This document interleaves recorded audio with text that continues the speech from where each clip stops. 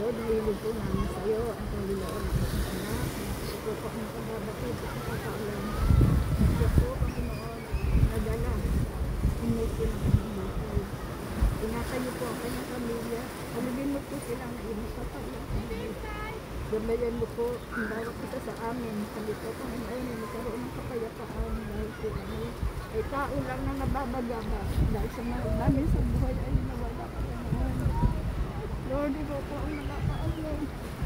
Kaya niyo po ang kanyang asawa sa kanyang nakaalam. Mahal namin sa Panginoon, subalit siya po, Panginoon, ay humiwalay sa iyo, Panginoon. Kaya hinihintay po namin. Ikaw po ang nakakaalam na kanyang buhay. Bigyan po siya na kapatawaran na nagmumula sa iyo dahil po siya ay nasobrahan sa gamot na hindi dapat at hindi karapat dapat sa iyo, Panginoon. Lord, alam namin, Panginoon, nandito kami at nag-i-enjoy sa balik. Wala po kami kakayahan upang agad umuwi kami. Salamat po, Panginoon, dahil kami po yung dinabayan.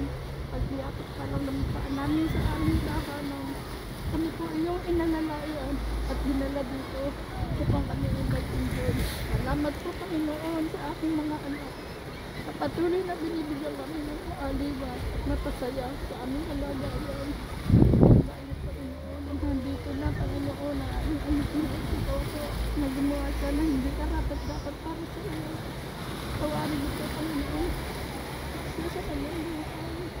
Gabayan niyo po ang kanyang asawa sa kanyang buhay. Lord, sa Panginoon, ikaw na ang nakakatulong. Lord, alam mo, Panginoon, ang aming dinalangin at dinalangin sa iyo ay nakapisa iyo kalulakian. Kapag ito ay dinalangin namin sa pangalan ni Jesus. Amen. Amen.